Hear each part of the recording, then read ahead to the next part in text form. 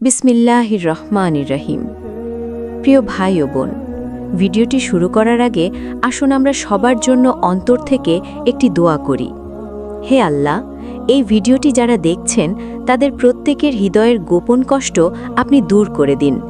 তাদের হালাল সব দোয়া আপনার অসীম রহমতে কবুল করুন। যে ঋণের বোঝায় কষ্ট পাচ্ছে তাকে সচ্ছলতা দান করুন। যে অসুস্থ তাকে পূর্ণ শিফা দিন।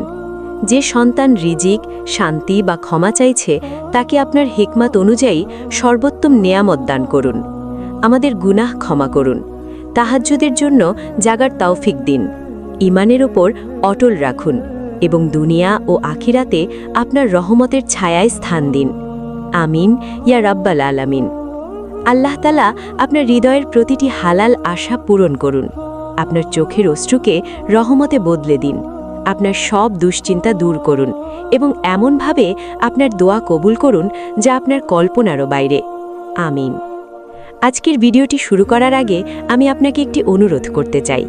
যদি আপনার জীবনে এমন কোনো দোয়া থাকে যেটি অনেক দিন ধরে করছেন কিন্তু এখনও কবুল হতে দেখেননি, তাহলে এই ভিডিওটি এক মুহূর্তের জন্যেও স্কিপ করবেন না। কারণ আজ আমরা আলোচনা করব কিভাবে রাসূল সাল্লাল্লাহু আলাইহি ওয়াসাল্লামের শিক্ষা অনুযায়ী তাহাজ্জুদের নামাজ ও দোয়ার আদব অনুসরণ করলে একজন বান্দা আল্লাহ আরও নিকটবর্তী হতে পারে। মনে রাখবেন, কোরআন ও সহিহ হাদিস কোথাও বলেনি যে মাত্র এক রাত তাহাজ্জুদ পড়লেই দোয়া অবশ্যই কবুল হবে। তবে আল্লাহ এমন একটি সময় রেখেছেন যখন তিনি তার বান্দাদের ডাকের বিশেষ জবাব দেন। রাসূল সাল্লাল্লাহু আলাইহি ওয়াসাল্লাম বলেছেন, রাতের শেষ তৃতীয়াংশে আল্লাহ দুনিয়ার আসমানে নেমে আসেন এবং বলেন, কে আছে যে আমাকে ডাকবে? আমি তার ডাকে সাড়া দেব। কে আছে যে আমার কাছে চাইবে? আমি তাকে দান করব। কে আছে যে আমার কাছে ক্ষমা চাইবে? আমি তাকে ক্ষমা করব। সহিহ আল বুখারী, সহিহ আল মুসলিম। তাই আজকের ভিডিওতে আমরা জানব কিভাবে আন্তরিকতা, তওবা, বিনয় ও সুন্নাহ অনুযায়ী তাহাজ্জুদ আদায় করে আল্লাহর রহমতের আশা করা যায়। বিশ্বাস করুন, এই আলোচনা আপনার ইবাদতের যদি দৃষ্টিভঙ্গি বদলে দিতে পারে। তাই শেষ পর্যন্ত আমাদের সঙ্গেই থাকুন। প্রথম বিষয়, তাহাজ্জুদের আগে অন্তরকে আল্লাহর দিকে ফিরিয়ে নিন। অনেক মানুষ মনে করেন শুধু তাহাজ্জুদের নামাজ পড়লেই দোয়া সঙ্গে সঙ্গে কবুল হয়ে যাবে। কিন্তু ইসলাম আমাদের শেখায় দোয়া কবুলের অন্যতম বড় শর্ত হল আন্তরিকতা বা ইখলাস এবং তওবা। আল্লাহ তাআলা বলেন, তোমরা তোমাদের রবের কাছে বিনয়ের সঙ্গে ও গোপনে দোয়া করো। সূরা আল আরাফ ৭:৫৫। তাহাজ্জুদের জন্য ঘুম থেকে উঠে প্রথমেই কয়েক মুহূর্ত নিজের হৃদয়ের দিকে তাকান। মনে মনে বলুন, হে আল্লাহ, আমি পাপী বান্দা। আপনার দরজা ছাড়া আমার আর কোনো আশ্রয় নেই। এই বিনয় একজন বান্দাকে আল্লাহর আরও নিকটবর্তী করে। রাসূল সাল্লাল্লাহু আলাইহি ওয়াসাল্লাম রাতের ইবাদতে দীর্ঘ কিয়াম করতেন, কোরআন তেলাওয়াত করতেন এবং অত্যন্ত বিনয়ের সঙ্গে আল্লাহর কাছে দোয়া করতেন। তিনি আমাদের শিখিয়েছেন, আল্লাহর রহমত থেকে কখনো নিরাশ হওয়া যাবে না। হয়তো আপনার চোখের পানি কেউ দেখে না, হয়তো আপনার বুক ভরা কষ্টের কথা পৃথিবীর কেউ জানে না, কিন্তু যিনি রাতের অন্ধকারে আপনার নিঃশব্দ কান্নাও শুনে ফেলেন, তিনি হলেন মহান আল্লাহ। তাই তাহাজ্জুদের সময় নিজের হৃদয় খুলে তার কাছে বলুন। দোয়া কবুলের সময়, পদ্ধতি ও রূপ আল্লাহ তার অসীম প্রজ্ঞা অনুযায়ী নির্ধারণ করেন।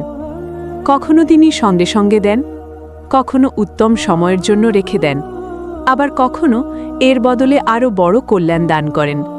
তাই আজ রাতে যদি আপনি তাহাজ্জুদের জন্য দাঁড়ান, তাহলে শুধু মুখে নয়, হৃদয় দিয়েও আল্লাহকে ডাকুন।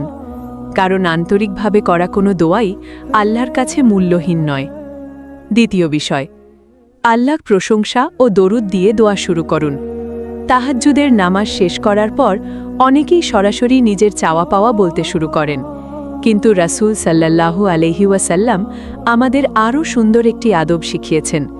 তিনি বলেছেন, যখন কেউ দোয়া করবে তখন সে যেন প্রথমে আল্লাহর প্রশংসা করে এবং তারপর নবী মুহাম্মদ সাল্লাল্লাহু আলাইহি ওয়াসাল্লামের উপর দরুদ পাঠ করে। এরপর নিজের প্রয়োজন আল্লাহর কাছে তুলে ধরে। সুনান আবু দাউদ, সুনান তিরমিজি। তাই দোয়া শুরু করতে পারেন এইভাবে, আলহামদুলিল্লাহি রাব্বিল আলামিন। হে আল্লাহ, সমস্ত প্রশংসা একমাত্র আপনার জন্য। আপনি পরম দয়ালু, পরম করুণাময়। তারপর নবী মোহাম্মদ সাল্লাল্লাহু আলাইহি ওয়াসাল্লামের উপর দরুদ ও সালাম প্রেরণ করুন। এরপর নিজের মনের সব কথা আল্লাহর কাছে খুলে বলুন। মনে রাখবেন, আল্লাহর কাছে কোনো ভাষার বাধা নেই। আপনি বাংলা, আরবি বা যে ভাষায় স্বাচ্ছন্দ্য বোধ করেন সেই ভাষায় দোয়া করতে পারেন। সবচেয়ে গুরুত্বপূর্ণ হল আপনার আন্তরিকতা ও বিনয়। হয়তো আপনার জীবনে এমন কিছু কষ্ট আছে যা কাউকে বলতে পারেন না। হয়তো রাতের নির্জনতায় আপনি নীরবে কাঁদেন। জেনে রাখুন, সেই কান্না আল্লাহর কাছে গোপন নয়। তিনি আপনার হৃদয়ের প্রতিটি অনুভূতি জানেন। তাই আজ রাতের তাহাজ্জুদে তাড়াহুড়ো করবেন না। আল্লাহর প্রশংসা করুন, দরুদ পাঠ করুন। তারপর ধীরে ধীরে আপনার সব আশা, ভয়, স্বপ্ন এবং কষ্ট তার কাছেই তুলে ধরুন। নিশ্চয়ই আল্লাহ তার প্রজ্ঞা ও রহমত অনুযায়ী বান্দার দোয়ার সর্বোত্তম জবাব দেন। তৃতীয় বিষয়, দোয়ার পর আল্লাহর উপর পূর্ণ ভরসা রাখুন এবং ধৈর্য ধরুন। অনেকেই তাহাজ্জুদ পড়ে পরদিনই আশা করেন সব সমস্যা সঙ্গে সঙ্গে দূর হয়ে যাবে।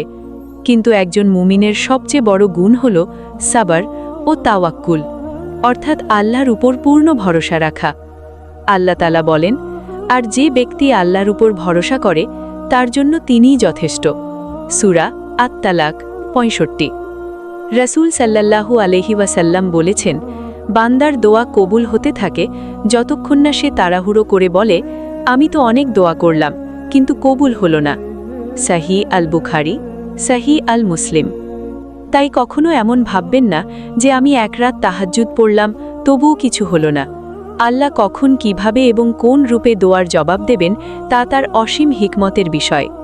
কখনো তিনি তাৎক্ষণিকভাবে দান করেন, কখনো বিলম্ব করেন, কারণ সেটাই বান্দার জন্য উত্তম। আবার কখনো সেই দোয়ার বদলে কোনো বিপদ দূর করে দেন বা আখিরাতের জন্য আরও বড় প্রতিদান সংরক্ষণ করেন।